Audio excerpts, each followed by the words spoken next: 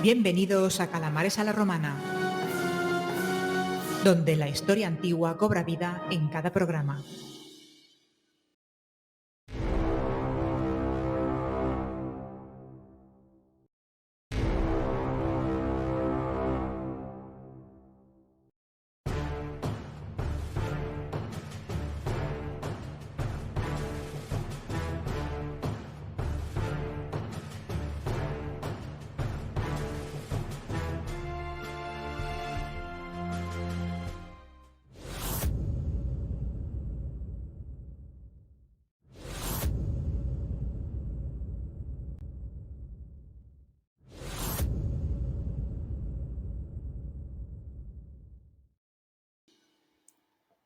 Hola, calamares. Hoy empiezo yo el programa. Hace tiempo que no lo hacía porque Sergio siempre va lanzado, ¿no? Pero en esta ocasión merece la pena. Yo he escuchado por ahí, ahora Sergio nos dirá algo, pero he escuchado por ahí que ahora la gente duda cuando oye la palabra Odisea. De ahora en adelante habrá que decir Odisea de Homero o de Sergio Alejo. ¿Tú qué opinas, Sergio? Bueno, hay espacio para todas las Odiseas que hagan falta. La de Homero es como la más antigua, ¿no? Aunque es verdad que lo de Homero hay gente que dice que le dio un poco la imaginación. Vamos, como la mía, que también le he dado un poco de imaginación. Pero bueno, el asunto, en esa época tan remota, tanto él como yo, pues tuvimos que echarle un poco de imaginación al asunto. Aunque Homero existió, es que ese sería otro programa, ¿no? Sí, también tienes razón. Bueno, también tienes razón, también tienes razón. Hay por ahí auténticos estudios que dudan precisamente de que sea todo tan homogéneo como nos parece, ¿no? Además, Homero te copió, aunque es verdad que creo que es del siglo VIII antes de Cristo por ahí, te copió porque más o menos es la misma época. Esta Troya sufre más o menos por esta época. Sí, es que el momento elegido pues también es paralelo, ¿no? Tanto podríamos decir que él es el Homero, es el narrador, el poeta del siglo VIII antes de Cristo, y yo podría ser pues como su heredero, o su reencarnación del siglo XXI, porque también me he ido a un momento para escribir esta última novela en el que ya hemos hablado varias veces del tema, ¿no? Que el Mediterráneo oriental estaba que echaba humo. Sí, sí, mira, dice. En un tiempo en el que los dioses parecían haber abandonado a los mortales a su suerte y los grandes imperios comenzaban su declive, la vida de 6 personajes aparentemente desconectados convergen en un épico tapiz de vínculos entrelazados, todos destinados a encarar el desafío de los temibles pueblos del mar. Esto empiezas. Quien no compre esto es porque no tiene alma. O no tiene dinero, no le va bien, pero bueno, siempre Ah, puede ahorrar un poquito y comprarla al mes siguiente, ¿no? Que eso sí que es verdad, que los precios tampoco son abusivos. Tenemos que decir que nuestros precios, tanto de tus obras como de las mías, son precios populares. Tampoco viene de esto. Es una inversión en cultura, en lectura, en sabiduría, en historia. Entonces, se puede hacer este tipo de inversiones. Y yo pienso, después de haber leído y haberla hecho y haberla releído, escuchado y reescuchado, que la historia merece mucho la pena, porque es que además es algo muy distinto a lo que la gente está acostumbrada a leer de mí. sí, sí, yo no sé si algún día me atreveré a hacer lo que haces tú, que es salir de mi gran apreciada Roma, ¿no? Pero también es cierto, Sergio, que has hablado en muchos programas de los pueblos del mar, incluso a mí personalmente, ¿no? Y es una época que te apasiona, ¿eh? De hecho, la podríamos... ahora viene el escrito a ir a mí, me ha hecho gracia porque me acaba de venir una idea. Es como si los viejos dioses, los viejos imperios, hubieran desaparecido por estos nuevos, ¿no? Como este Urano y estos titanes, pues dan paso a Júpiter, ¿no? Y Minerva y Juno. Es esta época que parte de los viejos imperios hititas, eh, minoicos y compañía, perdón, micénicos y asirios, y vuelven a aparecer estos pueblos nuevos, pues bueno, lo que conocemos, ¿no? Pues estos griegos, estos romanos, la Magna Grecia, los fenicios. Es este cambio, ¿no? Y ahí te has metido en este lío. Es un lío, pero es un lío sorprendente, como bien dices, porque lo he disfrutado tanto. Hay poca información, ya lo sabemos, lo hemos dicho miles de veces cuando hemos hecho esos programas que podéis escuchar aquí, porque tenemos alguno, escuchar y ver, porque tenemos incluso uno sobre la guerra de Troya, sobre si fue realidad o fue mito. Hablamos también del final de la Edad del Bronce. lo hablamos con Gerión también en la Biblioteca de la Historia. O sea, es un tema que hemos tratado bastante y que hemos teorizado mucho porque lamentablemente para los arqueólogos, para los historiadores, hay poca información, pero afortunadamente para los que hacemos novela histórica, para que hacemos novela de ficción, nos da un amplio abanico de posibilidades, que yo a veces lo pienso, ¿no, Ángel? El día que salga a la luz, si es que sale todo lo que hay, que yo creo que si a estas alturas de la vida no ha salido, no creo que vaya a salir ya, no creo que vayan a encontrar demasiado, pero sí que es verdad que cuando sale a toda la luz, a lo mejor dicen, ostras, este hombre tiene que cambiar toda la historia, ¿no? Porque donde dije digo, digo Diego, ¿no? Porque toda la historia que se ha dicho sobre esos pueblos del mar, sobre ese final de la Edad del Bronce, a lo mejor no es tal y como la pintaban, pero yo creo, y vaticino, Ángel, que tú estarás de acuerdo conmigo, que nos aproximamos bastante a lo que pudo ser la realidad, con todas esas teorías que hemos hablado, ¿no? Todos esos multifactores que fueron concadenándose y fueron haciendo que esos imperios cayeran en declive y apareciera pues ese fenómeno llamado Pueblos del Mar, que no es que fuera el culpable de todo, sino que fue una consecuencia más de las causas que provocaron el final de la Edad del Bronce. Sí, yo la verdad que, bueno, es un poco aplicar el sentido común, Sergio, también, aunque a veces ya sabes que el sentido común es el menos común de los sentidos, ¿no? Pero sí, yo creo que es multifactorial y que además, cuando vamos estudiando los grandes imperios, todos caen porque hay un enemigo que evidentemente los derrota, pero la caída normalmente ya va siendo anterior, ¿no? Ya hay unos factores interiores, endógenos, ¿no? Y exteriores, y pueden ser climáticos, y pueden ser, pues bueno, de población, de migraciones, de rendimiento, bueno, de control de la población, de poder encandilar, ¿no? De poder hacer que las personas quieran seguir perteneciendo a tu imperio, ¿no? Y esto pues se junta. Es probable que haya todo, ¿no? Y al final pues siempre es el efecto dominó. Siempre es el efecto dominó y al parecer tú entras en ello. No vamos a entrar en mucho detalle en la novela, ¿no? Pero creo que has elegido 3 lugares muy importantes, ¿no? En la historia, ¿no? Que, bueno, uno es el pueblo, ese otro pueblo tan importante, ¿no? Que son hititas, las tierras de Canaán y el mismo egipcio, ¿no? El mismo Egipto, que es, dijéramos, son las potencias de este Mediterráneo oriental, ¿no? Tú harás una trama, ¿no? Pero la realidad es esa, es que esas 3 potencias estuvieron inversas en este problema. Sí, y la historia está muy bien porque al principio dije, voy a hacer una sola historia, con un personaje que pase por todos los puntos y por todos los rincones. Lo que pasa que el periodo que englobamos es tan extenso porque a lo mejor no da tiempo para que un personaje lo coja entero, porque estamos hablando de un proceso lento y progresivo. A lo mejor la gente se piensa que un día se levanta la gente en la edad del bronce y al día siguiente ya es la edad oscura, ¿no? No, no, es un proceso que dura años y años y décadas. Es un tema progresivo que va cayendo poco a poco, se va desmoronando la estructura social, política, económica, militar, demográfica, progresivamente. Entonces, coger un solo personaje para que viva todo esto es bastante complicado, porque, como tú bien dices, hay varios escenarios y es muy probable que ese personaje no pudiera llegar a todos los escenarios. Entonces, al final me planteé la opción de hacer varias partes y coger 6 personajes con 6 vidas diferentes, con 6 perspectivas diferentes y con 6 personalidades diferentes que puedan vivir el mismo fenómeno, pero enfocado desde puntos de vista diferentes y puntos geográficos diferentes.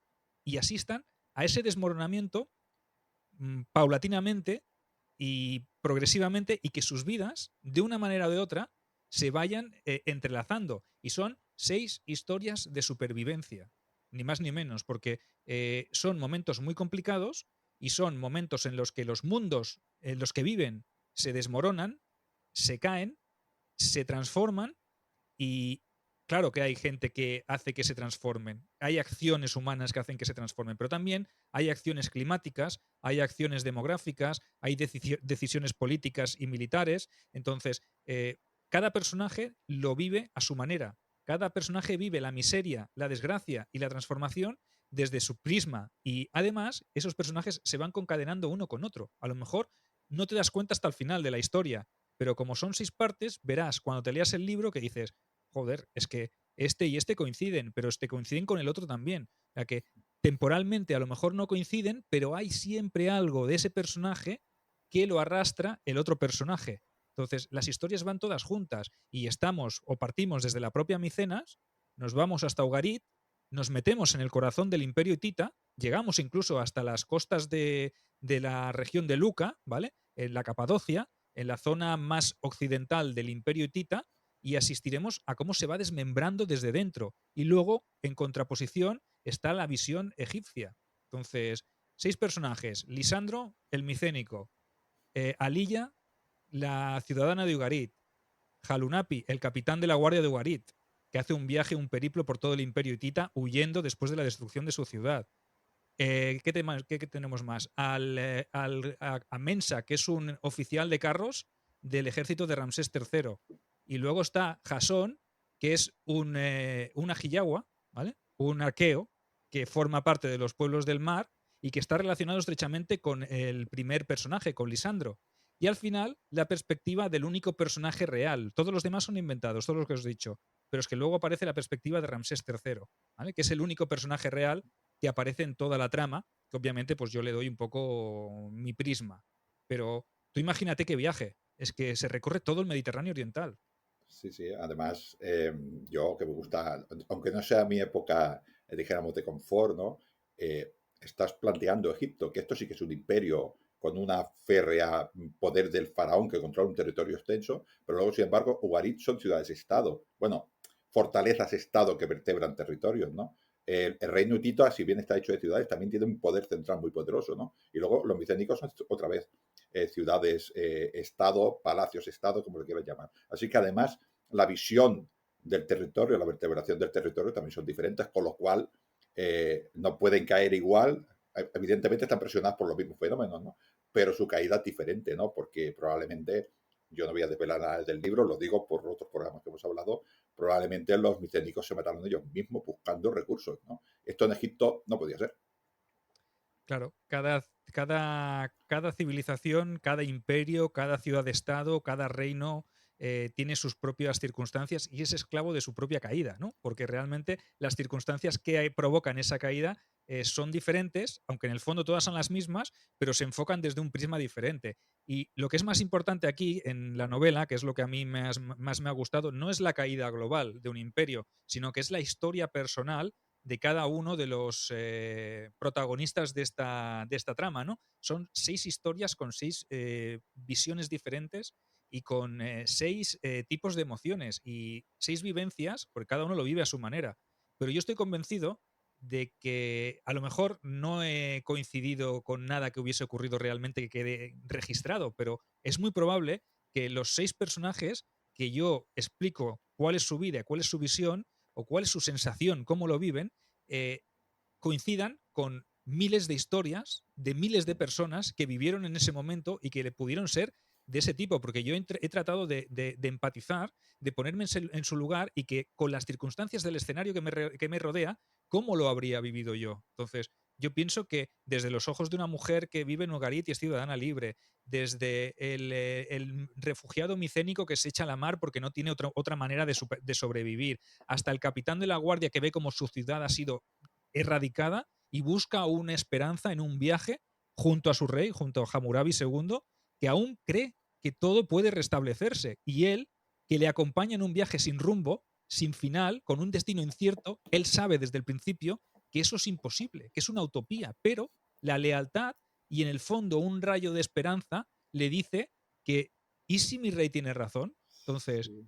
y la visión de Ramsés. Ramsés lo ve todo diferente. Ramsés tiene noticias de lo que está pasando en el Imperio Hitita, lo que ha pasado en Ugarit y en Canaán, pero pese a eso mantiene un Egipto unido y unas estructuras que pueden hacer frente a lo que le viene encima. Tiene la ventaja del factor tiempo, que a lo mejor los demás no la han tenido, ¿no? Entonces, ahí ese Egipto todavía puede reponerse, pero me parece que hay una parte que yo hago mención también, documentada también. ¿Te acuerdas de esas míticas cartas y esas tablillas que De aparecen Ugarit, sí. de Ugarit y tal? Pues hay una mención que hace Ramsés III a que uno de sus predecesores, el faraón Mernetaj, ¿vale? Que reinó unos 15, 20 años antes que él, ya estaba haciendo envíos de grano al imperio hitita, porque en Hati, en el país de Hati, estaba habiendo una gran hambruna y estaban pasándolo muy mal.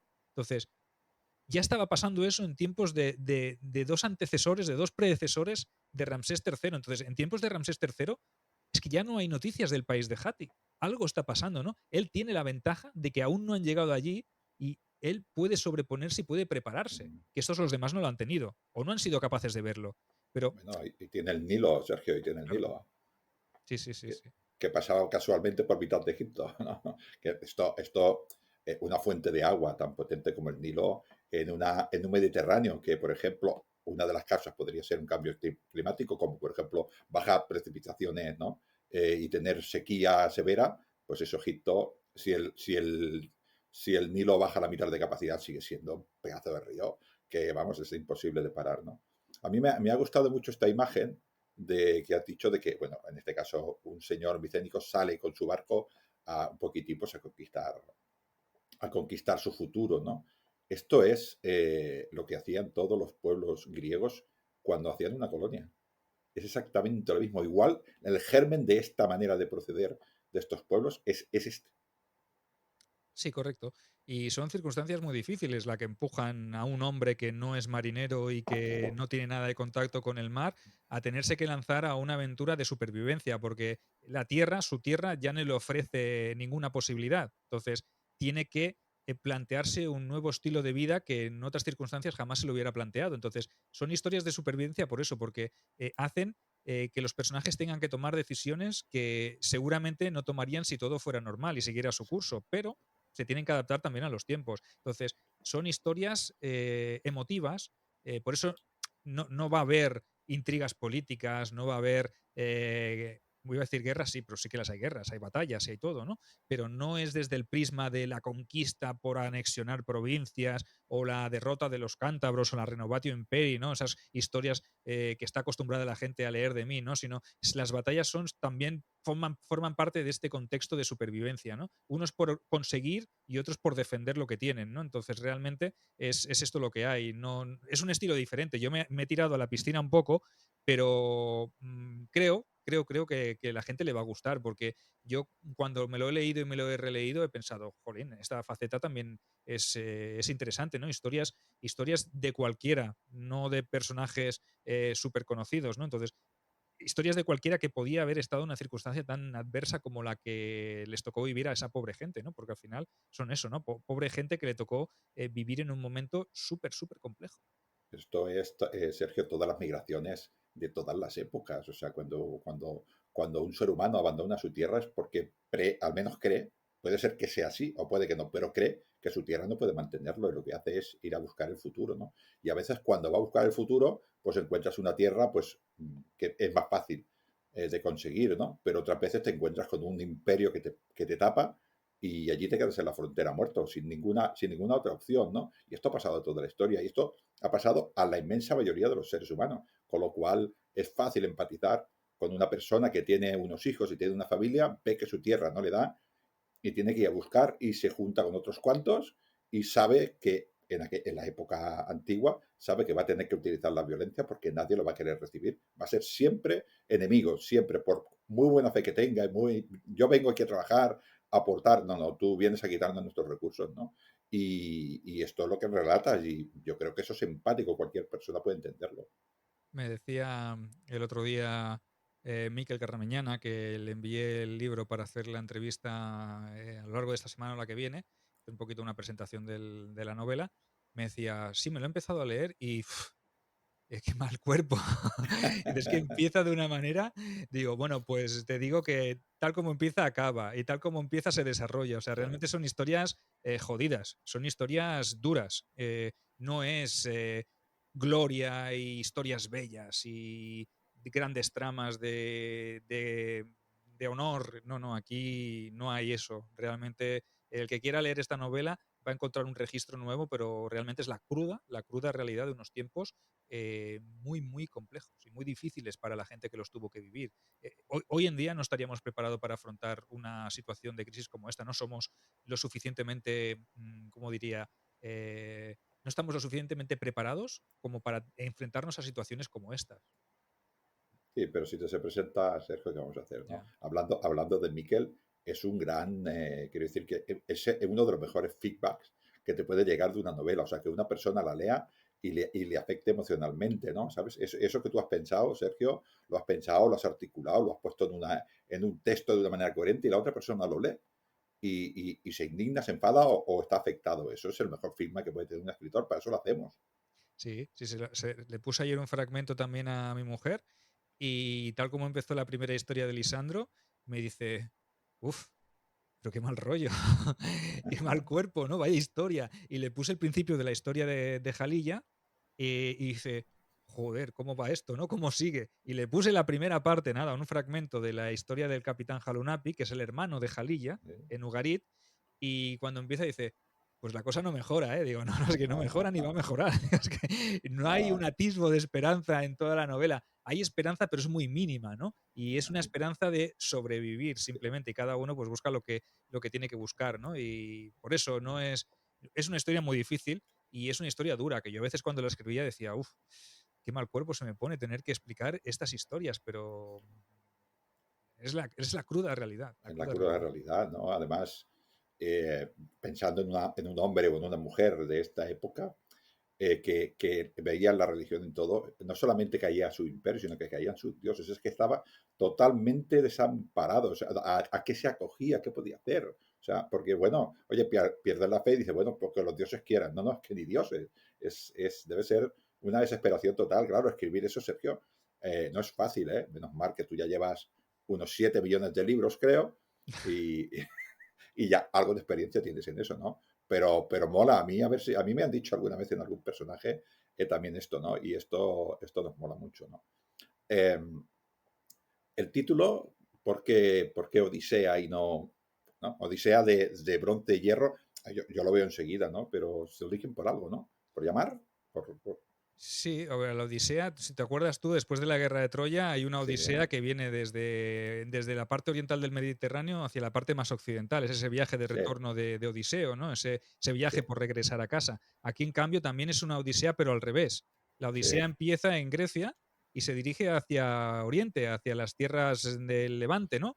Y de bronce y hierro, ¿por qué? Porque es un momento en el cual se chocan esos dos grandes metales, ¿no? Unos llevan bronce o tienen bronce mientras que otros ya traen hierro, ¿no? Entonces también es un momento de crisis en el cual pues estos dos metales se convierten en el instrumento de transformación también, ¿no? Es como un momento de transición del bronce al hierro. Esa odisea que trae bronce y va hacia el hierro. Entonces, este viaje es un periplo, una odisea de supervivencia, porque al final Odiseo cuando viene de Troya también busca sobrevivir para llegar a los brazos de Penélope, de su esposa, ¿no? Pues al final aquí es el que viene de Micenas o el que viene de Grecia, de la Grecia continental, busca sobrevivir también para llegar a un objetivo que en este caso es una vida mejor que empieza en territorios de muy lejanos, para ellos muy lejanos, ¿no?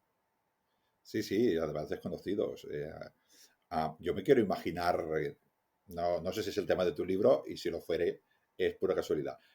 Yo me quiero imaginar unos micénicos corrientes que dicen vamos a buscarnos el futuro hacia el sur y se van a enfrentar al Gran Egipto. Es que, ¿qué pensarían ellos? Que van al suicidio. Es que Egipto ¿qué debería ser para ellos Egipto? Debería ser un reino que llevaba 4000 y pico de años. Es que era increíble, ¿no? O sea, pues tan desesperados estaban que tuvieron que ir a parte de ellos. Otros se fueron a buscar la vida, como dices tú, a toda la zona de Canaán, que sería ahora Siria, eh, pero otros fueron hacia abajo, ¿no? Y hay que estar muy desesperado porque ¿quién en su sano juicio pensaría que iba a ganar a una potencia con tanta solera, ¿no? Y con tanta fuerza como Egipto? Ahora hablaremos más adelante de Ramsés III, que le podemos dedicar Sí, un poquito más de tiempo a hablar sobre la figura de Ramsés III, pero veremos y asistimos también a un momento en el que no solo vienen gentes que estaban en Canaán o en el imperio hitita o en la zona de lo que había sido la zona de Mitán y del imperio Mitán y tal, no, sino que Egipto ya venía recibiendo constantes oleadas desde la parte occidental, desde Libia, desde el desierto de Libia. Y no claro, solo las tribus nómadas, sino que ahí se habían unido, por ejemplo, los Shardana, los Peleset, o sea, pueblos del mar o gente de estos pueblos del mar que estaba inmersa ya, incluida en esos ejércitos libios de gente nómada que buscaban traspasar la frontera, tanto por la parte occidental como por el delta, como por la parte de Canaán, bajando hacia el sur, ¿no? Entonces, Egipto era la golosina. ¿Por qué? Pues claro. porque tenía lo que todos los demás territorios no tenían. Tenían orden, tenían el Nilo, tenían una estructura ya hecha, tenían riqueza. Entonces, era el objetivo primordial de todo el mundo porque todo el mundo quería tener eso. Es como hoy en día podría ser Europa, ¿no? Toda la gente que viene de Asia, de África, busca el sueño, ¿no? El sueño de que les venden, porque a veces es más la ficción que la realidad. Pues imagínate a esa gente que están allí en Canaán y le dicen, ostras, es que me han dicho que allí en Egipto hay verdes praderas y hay una zona de cultivo donde tú puedes tener tu parcela de tierra y no vas a tener carestía, vas a poderle dar de comer a tus hijos y todo esto por el módico precio de invadir la tierra, ¿no? Hoy en día es diferente, ¿no? El concepto no es el mismo de invasión, ¿no? Por la fuerza ni por la violencia ni nada. Pero a esa gente les venden eso y tú te lanzas con lo que tienes, porque estos movimientos migratorios, sobre todo los que venían por tierra, no eran movimientos únicamente que movían guerreros, sino que traían a sus familias, que traían a sus ancianos, a sus hijos, ¿no? Entonces asistimos a un concepto de masificación migratoria. Es muy diferente, buscan establecerse. Y sabemos también que en determinados momentos, quizá Ramsés III y quizás sus predecesores, también buscaron cierta negociación para asentar a esa gente en ciertos territorios a cambio de que no los invadieran por la fuerza. Entonces, sabemos que, por ejemplo, en tiempos de Ramsés III, cuando está en su octavo año de reinado, lo veremos más adelante, él tiene todavía en su ejército guerreros Peleset y guerreros Shardana que le defienden las fronteras de Canaán, del territorio de Canaán. Y esos Shardana y esos Peleset están luchando contra otros Shardana y otros Peleset y los Ajiyawa y los Egwesh y todos los pueblos del mar. Entonces, son gente que ya había estado en la primera o en una primera oleada, son vencidos, derrotados por los egipcios, pero los egipcios los utilizan como guarniciones y como tropas mercenarias para luchar a su favor. Entonces está documentadísimo. Esto en los relieves de Medinet Habu, del templo de Ramsés III, allí aparecen cómo hay guerreros Peleset y Shardana que sirven a los intereses de Egipto. Entonces, tan mal no estarán, ¿no? Si están allí sirviendo y luchando contra otros que podrían ser o habían sido de su pueblo, es que el sueño egipcio no era tan malo y lo podían llegar a conseguir, ¿no? A veces perdiendo o el perder y seguir vivo te otorgaba ciertos privilegios. Es muy curioso, ¿eh? Parece que estés hablando de la barbarización de la frontera No, ni más ni menos. egipcia y estos reinos entre medio, ¿no? Un poquitín para hacer de tapón, que esto es también es constante en la historia, ¿no? Esto creo que también explica un poquitín quizás el poder que Egipto aguantara, porque también ya empezaba a conocer a estos pueblos que venían, ¿no? Y otras ciudades igual no tuvieron ese tiempo.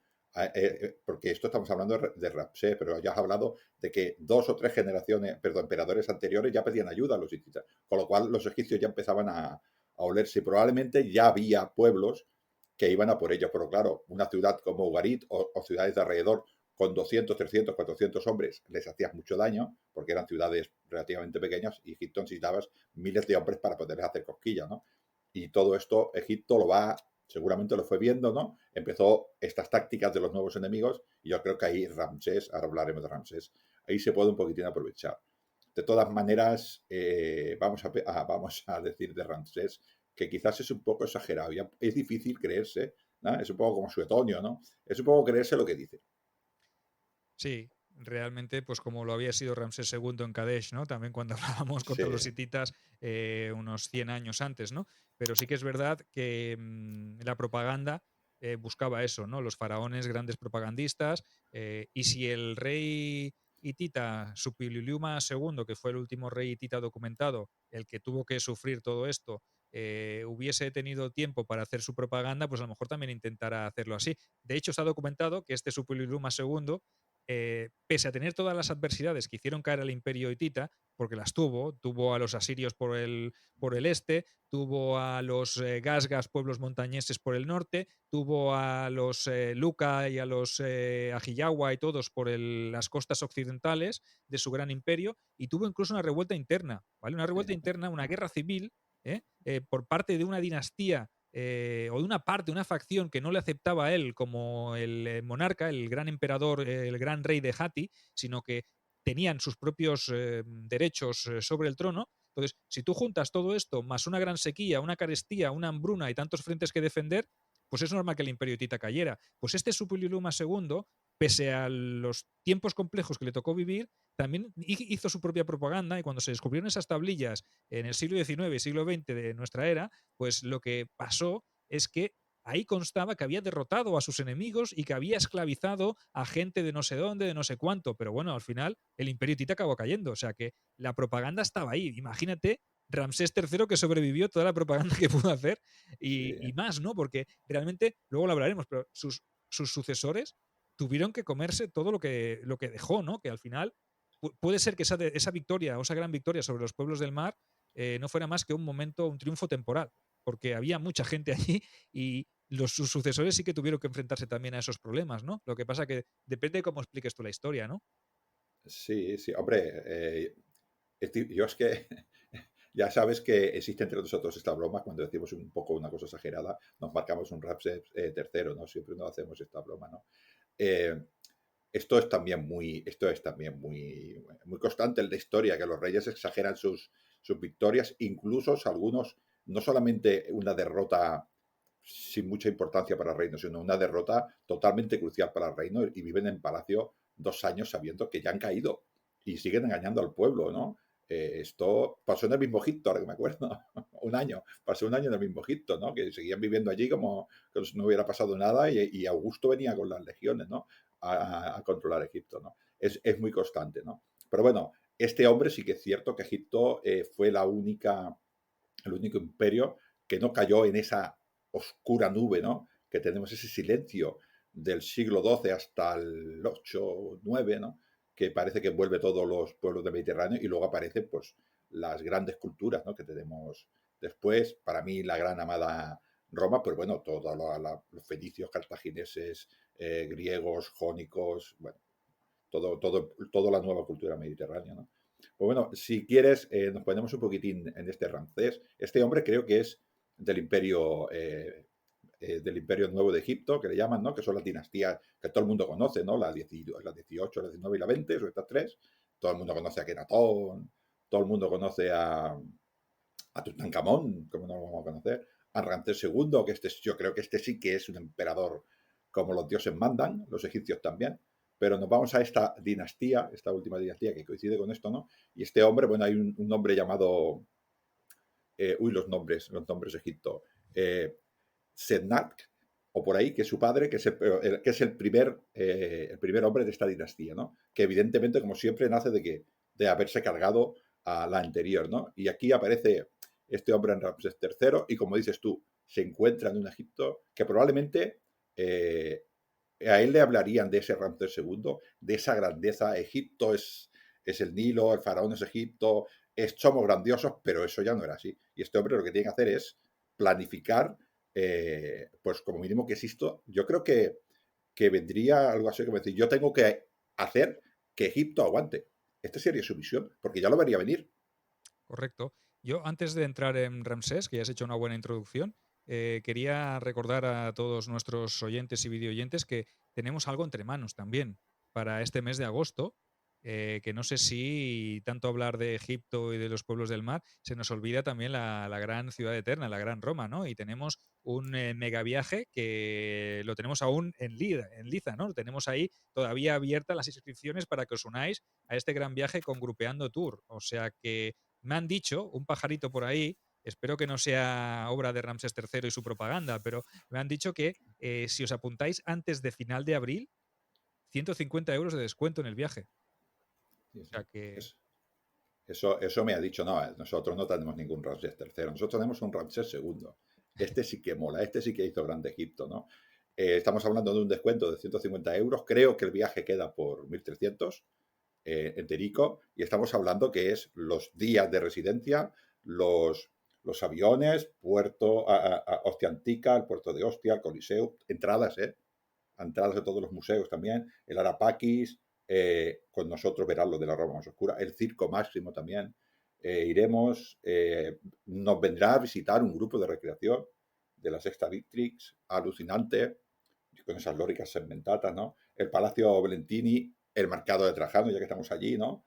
Domus Aurea, Creo que Sergio me ha dicho que llevará un arpa, ahí lo dejo. Tú no Haremos... lleves mechero ni cerillas. No, no, no, no. Con este señor no, con este señor no. Visitaremos esa zona donde mataron a nuestro gran Julio César, aunque Sergio dice que no era tan grande. Iremos a los museos capitolinos, el Museo del Gladiador, y podrán grabar con nosotros un programa del Indom en Roma. 1.300 euros no son tantos. Yo el otro día estaba mirando para quedarme en Barcelona 2 noches y me pedían 200 euros. En mi Barcelona. Vale. E imagínate, Y a sin la hacer ciudad nada. eterna. Y sin visitar nada, ¿verdad? No, y Y sin sin la visitar nada. compañía de dos grandes como nosotros. Solo para dormir. Madre mía, madre mía. Pues bueno, aprovechad hasta finales de este mes, hasta finales de abril, os podéis unir a este viaje del 27 al 31 de agosto, veniros a Roma con nosotros, porque os lo vais a pasar pipa con todo este gran planazo. Ya sabéis, si estáis interesados, escribid a grupeandotour@gmail.com y allí tendréis toda la información. Además, pueden hacer una cosa, Sergio, es que se compren tu libro, Ah, Odisea de Bronce de Hierro, y así te lo podrán comentar y se lo podrás firmar, ¿no? Quizás haya más novedades literarias de aquí a agosto, pero por lo pronto está. estoy convencido de que algo sacarás tú también. Ya algo me han dicho los. Sí, mira, me vino uno de estos de los Peleset y me dijo, oye, que Ángel ya está preparando otro libro para antes de agosto. Digo, pues también que se lo traigan para el viaje también. O sea que ya No, no sabéis, me os voy, podéis apuntar. no me voy al siglo XII, pero no me alejo muchos siglos tampoco. Bueno, pues regresamos a ese momento de Egipto, a ese momento en el cual Ramsés III pues hereda el trono de Egipto de manos de su padre, Seth-Nag, que había sido un antiguo militar y que había ascendido al trono pues, de una manera un poco extraña para eh, reunificar un imperio que estaba tocado desde finales de esa dinastía 19, ¿no? Y Ramsés III sabemos que gobernó entre los años 1184 a.C. y 1153, o sea que es un reinado muy, muy extenso, un reinado muy largo. Se casó con la reina Isis y continuó durante los 30 años que duró su reinado con la labor iniciada por su padre años antes, es decir, poner fin a los momentos de anarquía vividos a la muerte del anterior faraón, del faraón Siptah, ¿vale? Se dedicó a reorganizar toda la administración, toda vez que la paz y el restablecimiento del culto ya se habían encaminado, el culto imperial, el culto del dios Amón, y la corrupción pues, que estaba desintegrando el país pues, se había empezado a disolver. Y esta reforma vino determinada pues, sobre todo por la división administrativa en clases, funcionarios palaciegos, funcionarios provinciales, militares y trabajadores. Y así la economía, pues sabemos que se fue recuperando de una manera bastante rápida, gracias a la masiva llegada de tributos procedentes de las provincias asiáticas y nubias, y que el comercio exterior entró en una etapa de plena vitalidad. Desde países tan lejanos como el país de Punt llegaban productos elegantes y caros al propio Egipto, ya que era una demanda que se exigía por parte de las clases más altas de la sociedad. Y este desarrollo económico motivó, obviamente, pues la recuperación de, entre otras cosas, de la fiebre constructora, que ya sabéis que a los faraones les encantaba construir. Y Ramsés III pues, levantó nuevos templos y enriqueció los que ya existían. Pero pasemos un poco a la parte más difícil, a la política exterior, Ángel, en la que su reinado se tuvo que Pues enfrentar a un momento de crisis que es el que os venimos narrando desde que ha sí, empezado el programa, ¿verdad? es que debe ser exagerado el hombre que está pues intentando un poquitín recuperar claro, la crisis del final de la anterior dinastía, pues su padre la pone, él ya parece un poquitín que centra su guerra civil y sus guerras internas, ya hablaremos, ¿no? Se extiende hacia Oriente, el país de Pul, lo hemos dicho es así, pero no sabemos dónde estaba tampoco el país de Pul, Estaría por lo que era suponemos, la actual Somalia y toda por sí, la zona del cuerno de la abundancia que le llaman el cuerno de África, pues por ahí claro, estaba el reino de Pun. da ese parecer porque como vienen muchas cosas valiosas, pues debería ser algún punto de acceso al Índico que permitía todo ese tipo de mercancías, ¿no? Pero él tiene unas relaciones internacionales con los pueblos del norte y él envía mensajeros, pero no le devuelven. ¿Y eso qué puede suponer? Pues que ha caído la ciudad. Y además, en el Canaán, nosotros hablamos de Ugarit como ejemplo, pero había muchísimas ciudades importantes y fueron cayendo todas, ¿no? Sería un momento, como decía no sé quién, de honda preocupación, ¿no? Así que él empezó a ver la desaparición del imperio hitita, supongo que el imperio hitita no desaparece, lo que aparece es la estructura, pero quedarían allí las ciudades, ¿no? Organizadas de otra manera, probablemente intentándose matar las unas a las otras para conseguir lo poco que quedara. Es que es tan lógico como esto. Y si están intentando sobrevivir de relaciones internacionales, pocas. ¿Quién va a pensar en una ciudad que está intentando sobrevivir a mandar una embajada a Egipto? ¿Para qué? ¿No? ¿Para qué? Y además a Egipto, que le interesa un reino chiquitito, a Egipto le interesaría unos reinos que le interesaran, que le dieran algo, ¿no? Que se fue también de la órbita una isla como Chipre, por ejemplo, ¿no? Que también estaba dentro de este mundo de ciudades, ¿no? Estados, pues también desapareció a manos de estos llamados, que por cierto los pueblos del mar le llaman los mismos egipcios. También cayó otro reino que era el país de Naharina, que esto está por el norte de Siria, estaría en la parte oriental de los hititas y por el norte de Siria, por allí también tenemos de esta manera, y esta ciudad, y también caía. Así que toda Canaán, que pertenecía en parte a Egipto, también se fue afuera, ¿no? Con lo cual Egipto, pues también poquito a poquito fue perdiendo, ¿no? Y ya lo hemos comentado, el delta del Nilo empezó a recibir, pues, personas que, como dices tú, iban buscando, seguramente les dirían, en Egipto las calles tienen trigo, solamente hace falta poner los trapos, los platos y ya está, ¿no? Y hacerlos harina y comer, porque todas esas personas, como has dicho tú, que buscaban su futuro, pues irían a ese Egipto que para todos seguramente pensaban que era una vida más fácil. Allí ya empezó a enfrentarse con todos estos hombres que dices tú, de los contingentes de los Sardana y los Peleset, ¿no? Los Peleset eran gente de por allí, los Sardanas no lo sé. Sergio, igual tú tienes más información. Peleset sé que eran de esta parte de África. Bueno, los sardanas tiende a pensar que venían de la zona de Córcega, de Cerdeña, Exacto. ¿vale? Toda esa zona de allí, Sardana, de Sardeña, se tiende a pensar, ¿eh?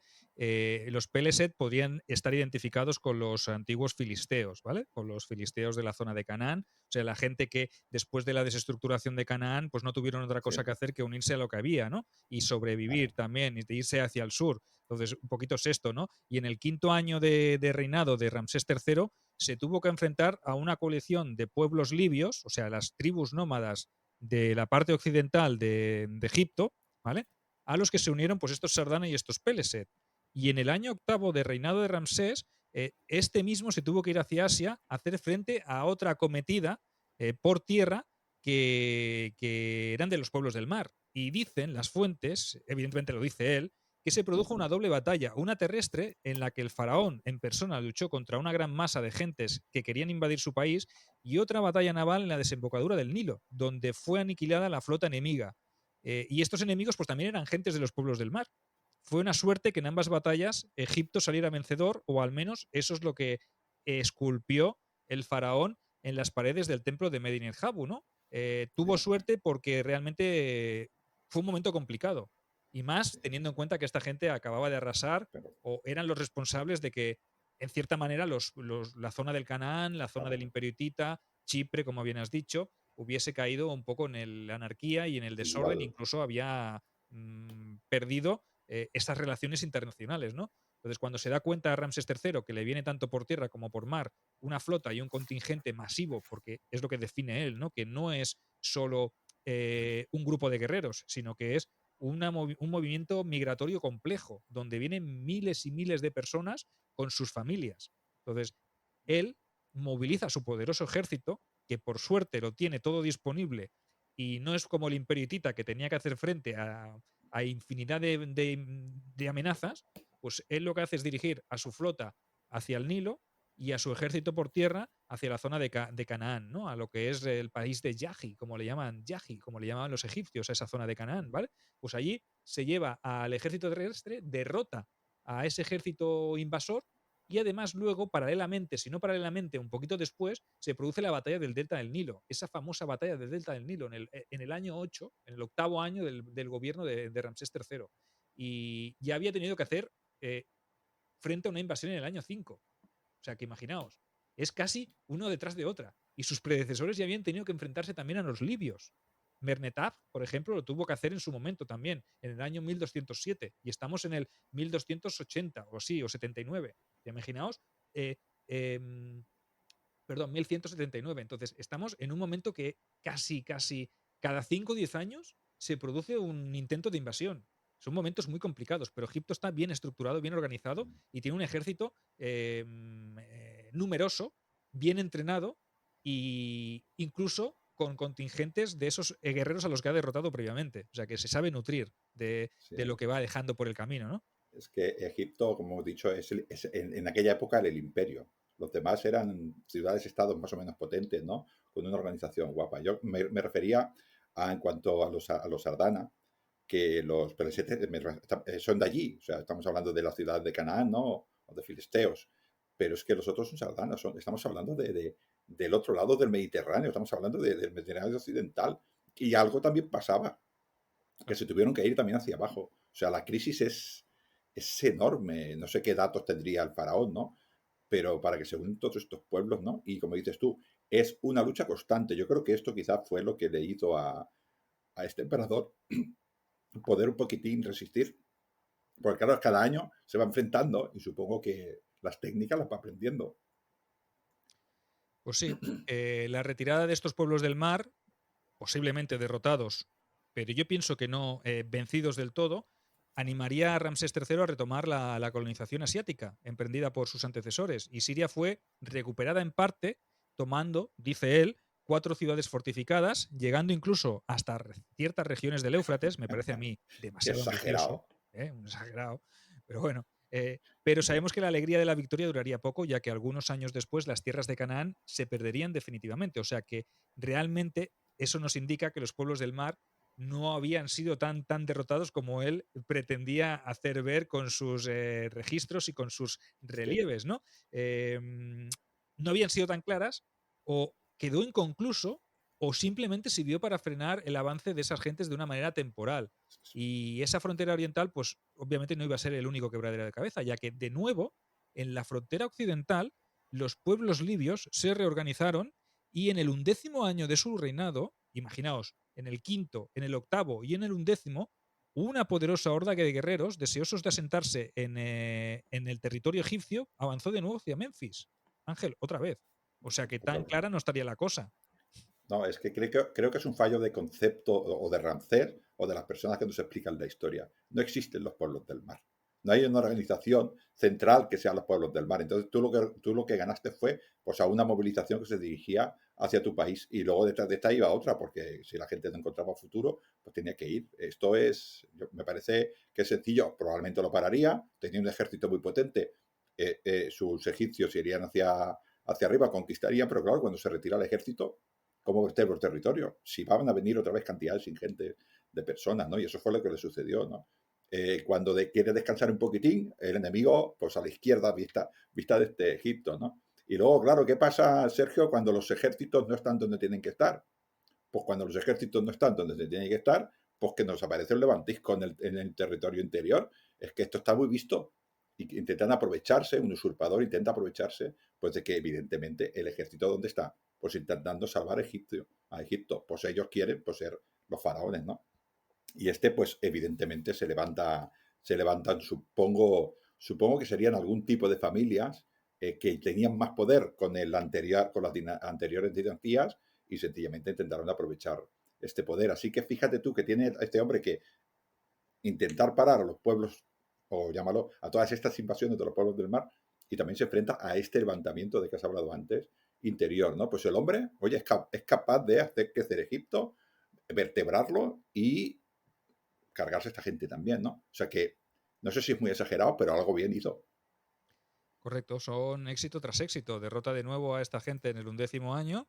Dicen que las tropas libias fueron derrotadas y que el faraón obtuvo una gran cantidad de prisioneros. O sea que realmente éxito tras éxito. Lo que pasa que ninguno de estos éxitos es definitivo. ¿No? No logra vencer, porque es lo que tú dices, son oleadas y oleadas. No es una unidad. Los pueblos del mar no es un ejército como puede ser el egipcio o el hitita o el ejército de Ugarit. No, no. Son un conglomerado de pueblos, un conglomerado de gente que van un poco siguiendo la marea y el viento y simplemente los egipcios, para denominarlos, los llaman los pueblos del mar porque vinieron del mar. Y ya está. Es que es el nombre que les dan, porque si los tuvieran, es más, ellos les llaman que si los Segwesh, que si los Sardana, que si los Ahiyawa, pues un montón de nombres les ponen, porque cada vez en ese pueblo hay gente de todas, o en esos ejércitos de invasión, esos movimientos migratorios, hay gente de diversa procedencia. Entonces, algo está ocurriendo en el Mediterráneo en global como para que toda esta gente acabe yendo hacia Egipto, ¿no? Pero hablemos de algo también positivo, porque existe un papiro, el papiro Harris, que nos dice cuáles son las obras y las expediciones y todo Perdona, lo que perdona, hizo Sergio, Ramsés sigue, III. sigue, pero es que eso lo quiere decir. El Ramsés III es exagerado, pero el Ramsés VII este yo creo que es más exagerado. ¿Es el séptimo o el Cuarto, es su sexto? hijo. El Es su cuarto, cuarto. perdón, el cuarto. Es que son todos Ramsés, hasta el 11 creo que de esta dinastía, ¿no? Todos Ramsés, Ramsés, Ramsés. Bueno, también es fácil, porque cuanto más alto es el siguiente, el siguiente, el siguiente, ¿no? Pero si el padre es exagerado, yo creo que el hijo ya se pasa. O sea, creo que cree que las columnas de todos los templos eran de oro.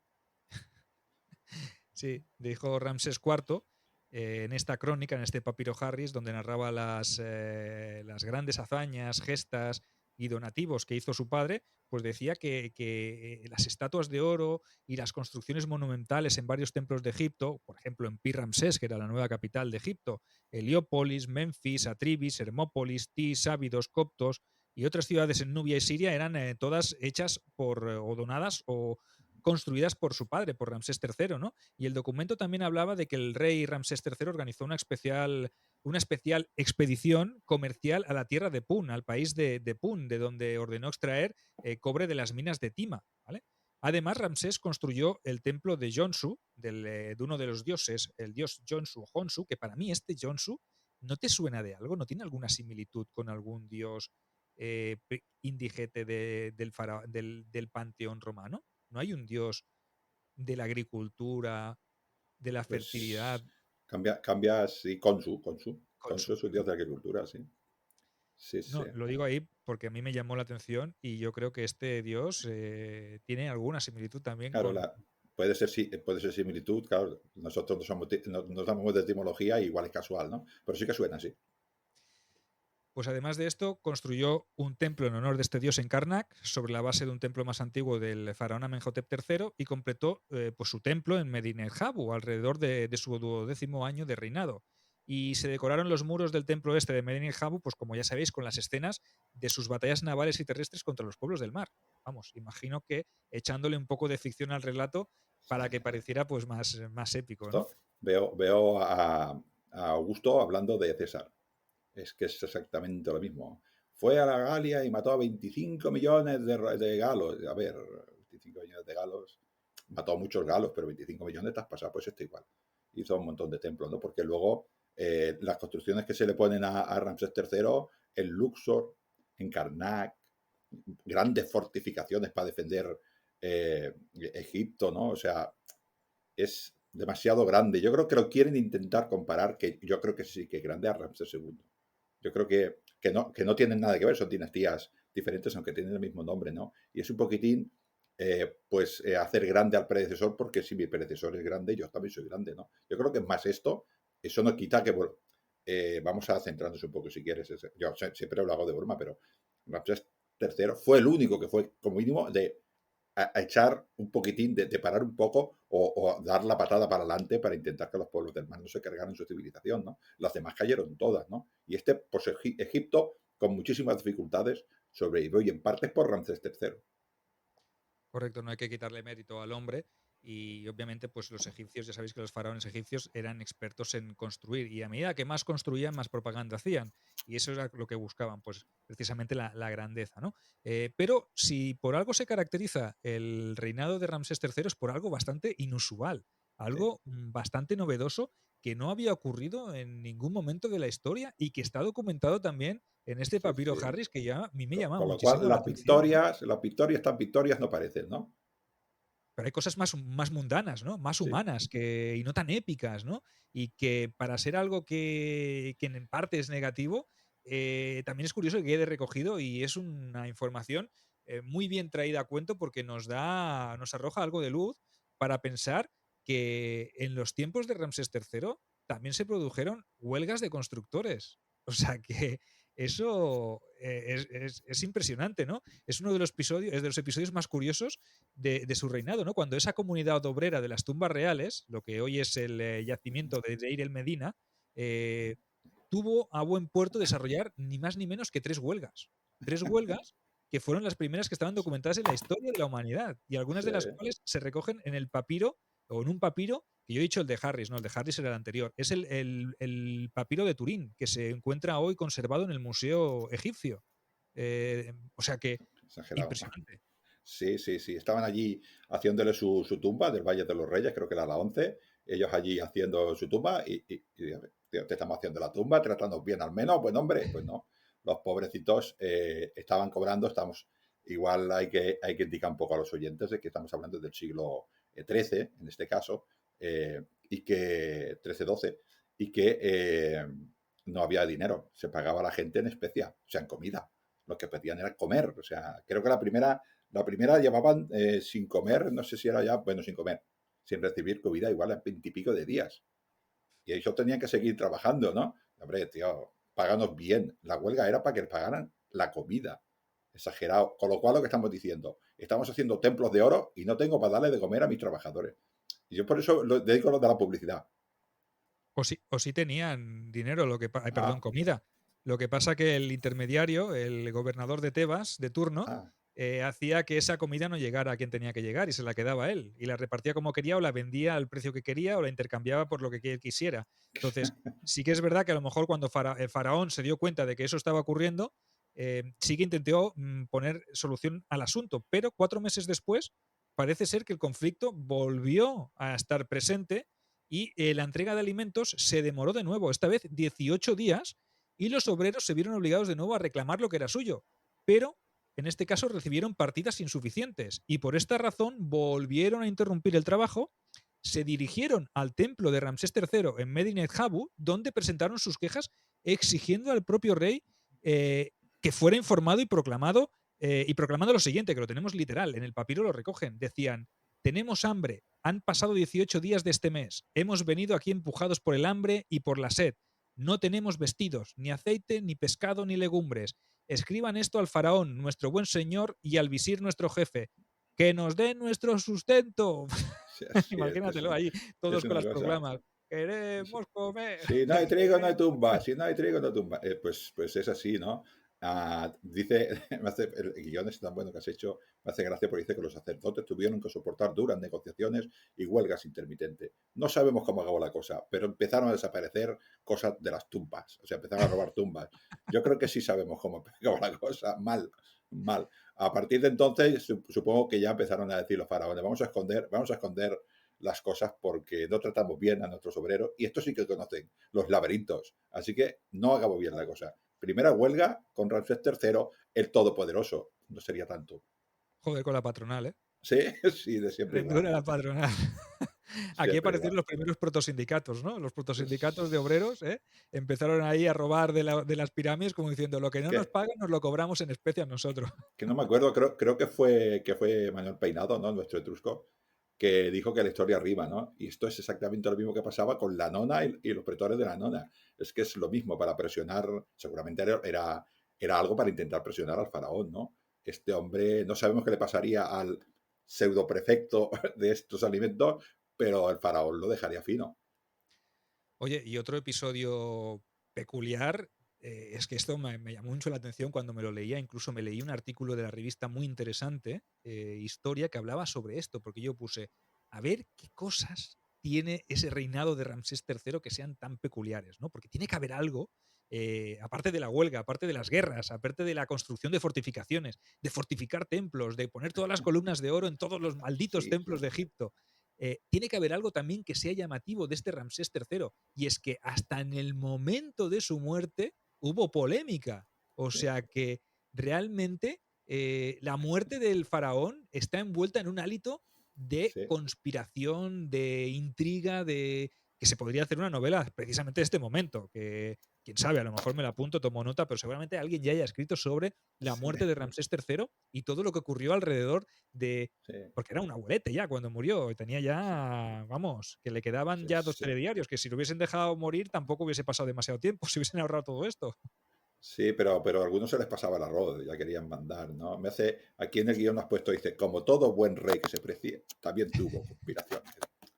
Pues es así. Yo, ahora que me he acordado, yo creo que nuestro gran Augusto leería estos documentos para hacer su propia propaganda política. Igual era el inspirador, porque Augusto también vaya tela, ¿eh?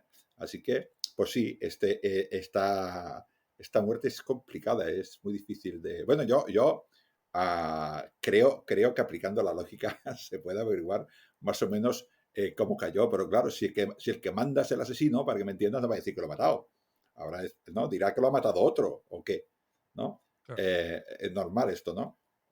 Bueno, tuvo varias conspiraciones como buen rey, pero yo creo que lo bueno es irnos a la que tiene chicha, ¿no?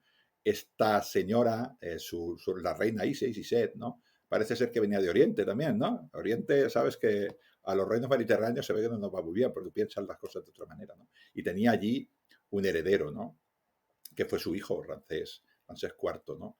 Pues claro, tenía otros hijos, ya sabemos que los egipcios pues tenían varias reinas y tenían varios hijos, ¿no? Pues tenía otro hijo que yo creo que este fue el instigador de su propia, de esta conjura, ¿no? Bueno, él y todo el palacio, ¿no? Este señor se llamaba Pentauret, ¿no? Y parece ser que la madre pues veía, que eso es una cosa también muy común en estos reinos, que su hijo, que parece ser que era mayor, que era de mayor edad, iba perdiendo cada vez más poder a razón de esta llegada de extranjera, de base extranjera, y su hijo Ramsés IV, ¿no? Esto, al parecer, fue lo que un poquitín hizo esta conjura. Bueno, parece ser que el rey averigua la conjura. Bueno, parece ser. ¿Cómo lo explicamos esto, Sergio? Porque es que, claro, no podemos explicarlo ni así, porque estaba vivo el rey, es que es complicado. Pero vamos a suponer que Rey es el que averigua esta conjura y, evidentemente, pues cogen a los conspiradores, los juzgan, a unos, pues bueno, a los plebeyos los matan, a los otros les invitan a matarse, correcto, ¿no? Al hijo, a este señor Pentauret, le dicen, mátate tú solito, y al poco tiempo, pues el otro, en Ramsés IV, es el emperador. Ahí, perdón, el faraón. Y dices tú, bueno, vale, pues esto es lo que nos ha contado la historia, esto está bien. Pero lo guapo es, Sergio, claro, el hombre muere placidamente en su casa, ¿no? Eso es lo que al parecer parecía, ¿no? Eso es lo Y eso es lo que dicen las fuentes. Parece eh, ser que la conspiración falla, o eso es lo sí, que nos han hecho creer, ¿no? sí, Porque sí, es como muy curioso. Cuando le u- intentas poner un poco de orden a esta conjura, la conjura del harén, que le llaman, ¿no? sí, no, De no esta, la segunda sabes. esposa de Ti y de su hijo Pentauret, que movilizan ahí Eso. a un montón de Hasta gente aquí, para acabar con la vida de Ramsés III. hasta aquí es una conspiración, digamos, del libro. Una madre ve que su hijo, que es mayor o que en principio es primogénico o que tiene más derecho a reinar que una que se casa con una extranjera y tiene un niño, pues bueno, pretende que sea su hijo. La cogen, ahí muere todo el mundo, perfecto. Y el rey muere pues en su camita rodeado de sus seres queridos y lo entierran en su tumba y ya está, ¿no? Pero claro, luego encontramos a Ramsés en una tumba que no era la suya, ¿no? Ujú. Averiguamos que es Ramsés IV, perdón, tercero, y empezamos a hacer pruebas, le hacemos una autopsia y el hombre ha muerto, evidentemente, pues rápidamente, no sufrió mucho, pero con un corte en el cuello. Entonces dice, no había pasado, la conspiración no había parado y ya Pero nos matan. es raro también, Ángel, que el que juzgara a los conspiradores fuera Ramsés IV y no Ramsés III, porque si estaba vivo, los tendría Claro, que haber juzgado él, ¿no? Como faraón supremo. Entonces, parece ser que el que instauró la pena sobre Pentauret y and Company, ¿vale? Incluso sobre la reina Ti, la segunda esposa de Ramsés, que era la madre de Pentauret, dicen que incluso le hicieron una damnatio memoriae. O sea, de toda regla. imagínate, tiene que ser algo grave. Pero si el que lo hace es Ramsés IV, ¿qué quiere decir? Que Ramsés III pereció en la conjura.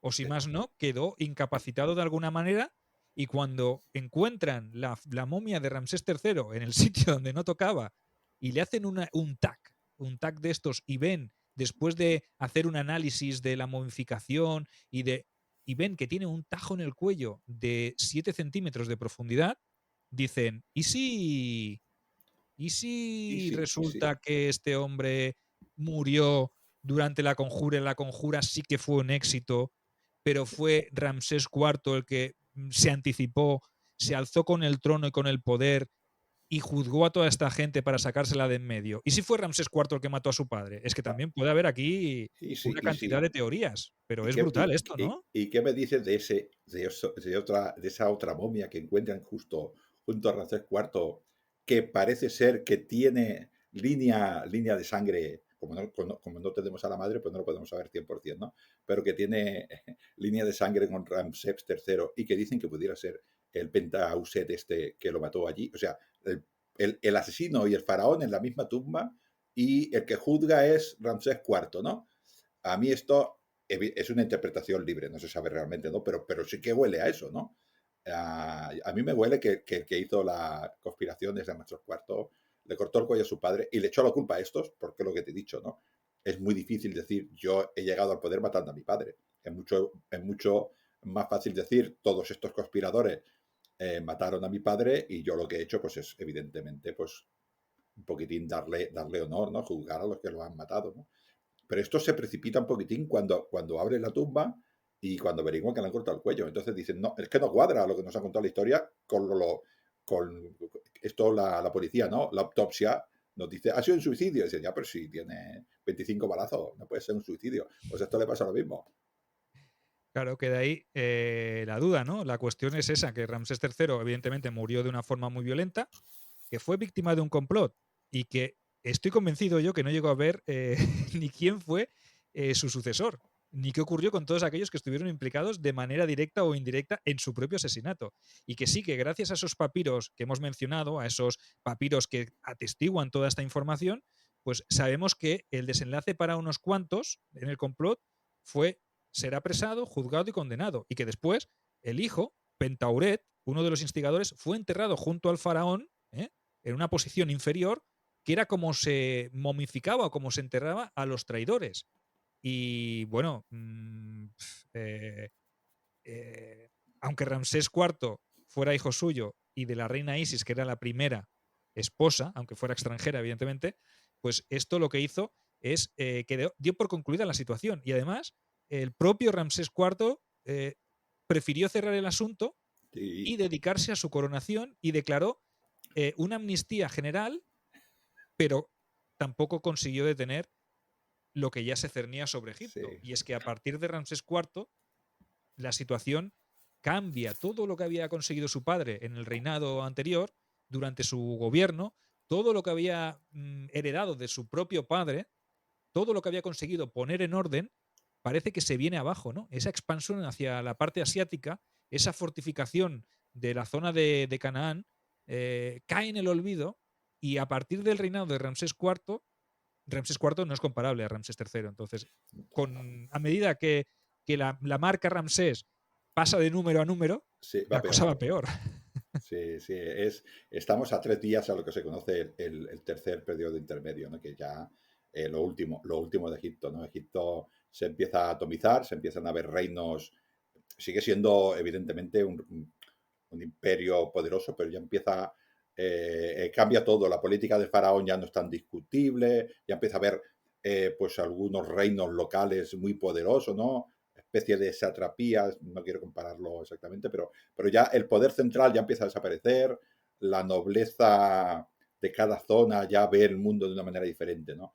Y esto es, bueno, pues como siempre suele pasar, cuando un imperio empieza a rimar, empieza a haber buitres que van a la carroña, ¿no? Y estos mismos buitres son los que precipitan la caída de este imperio, ¿no? Quizás, si parte de lo que dice es cierto, que probablemente lo es el último faraón, yo creo ya importante de Egipto, ¿no? Y además no hace tanto de Ramsés II, que es el más grande de todos, diría yo, de esta época, y aquí acaba Egipto. Yo creo que ya Egipto tiene ese tercer periodo intermedio, luego viene el periodo ese tardío de 300 años, Llega Alejandro Magno, lo pone en su sitio, luego llega a Roma, lo pone en su sitio más todavía. Pero a partir de aquí Egipto ya no es Egipto. Egipto es bueno, pues una sombra de lo que fue, pero la única cosa que queda también, Sergio. O sea que tampoco del todo falló Ramsés III. De lo demás no queda nada. ¿Qué queda de los hititas? Los hititas desaparecieron de la historia y se descubrieron hace nada. Correcto, luego vendrían también dinastías de faraones nubios, faraones de más allá de la última catarata, Claro. el país de Nubia, que incluso llegarían a ser faraones de Egipto después de ese tercer periodo intermedio. Vendrían incluso los neobabilonios, presencia de Nabucodonosor, de los persas, o sea que sería todo un constante una constante decadencia por parte del antiguo y glorioso y esplendoroso Egipto, que había vivido también momentos complicados con ese primero y segundo periodo intermedio, que siempre se divide entre el Imperio Antiguo y el Imperio Medio, ¿no? Pero sí que es verdad que trayéndoos la figura de Ramsés III queríamos hacer un poco homenaje a la novela de Odisea de Bronce y Hierro, donde sale este personaje, y también presentaros quizá el último baluarte de defensa que tuvo el Imperio Nuevo, el Imperio Nuevo egipcio, ¿no? Este gran faraón Ramsés III, que a lo mejor hizo mucha propaganda, pero también es verdad que conseguiría cosas Sí.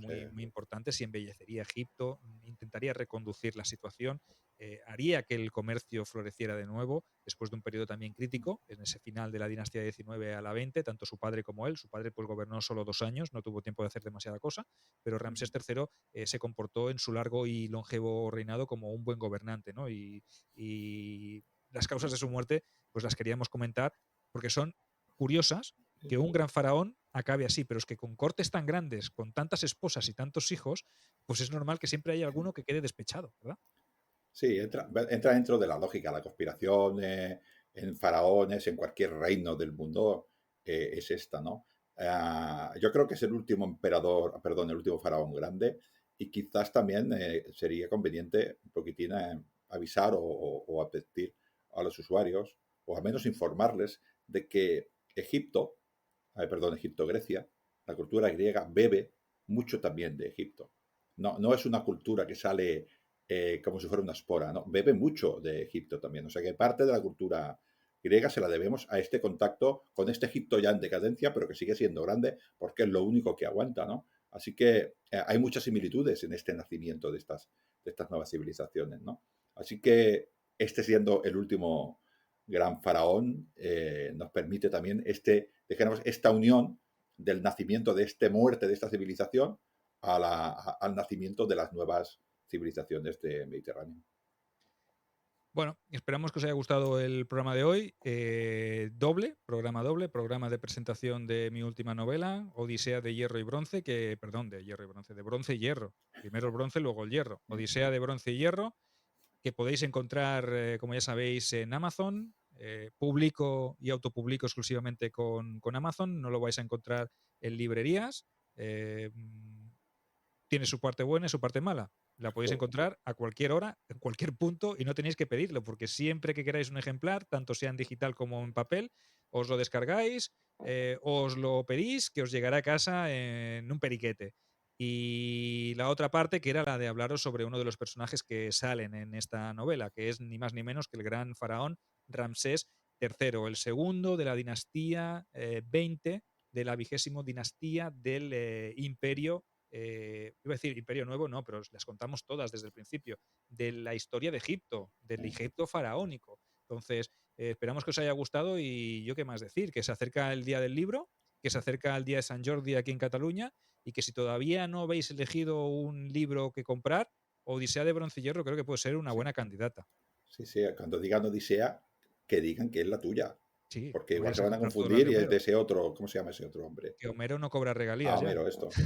Sí, no me acordaba ya del nombre, porque ya he asociado Odisea con Sergio Alejo y ahora ya el otro. Me va a costar, me va a costar. Tienes que escribir algo parecido a la otra, a la Eneida, ¿sabes? De Virgilio. Algo harás tú por ahí seguro. Esa parte te la Estoy, dejo a estoy ti. pensando, porque así pensarán, la Eneida de Portillo. La Estamos en Eneida de ello. Portillo. La Odisea de Sergio Alejo y la Eneida de Ángel Portillo. O sea que, ¿Qué pasa? ¿qué más se puede pedir? Bueno, Bueno, Calamares, Recordad que os podéis suscribir a todos nuestros canales, YouTube y en podcast pues tenéis iVoox, Spotify y todos los canales más, Calamares a la Romana y Lignum en Roma. Y quien dice la palabra Roma dice viaje a Roma. O sea que no dejéis pasar esta gran oportunidad. Tenéis hasta finales de abril para aprovechar estos 150 euros de descuento para veniros a Roma con Calamares a la Romana. Viaja a la ciudad eterna con Ángel Portillo, con Sergio Alejo y con todos los demás que vengan, porque vamos a crear una comunidad de viajeros. Un grupo, sí, señor. Sin más, sed felices, comprad Odisea de Bronce y Hierro y luchad por vuestros sueños.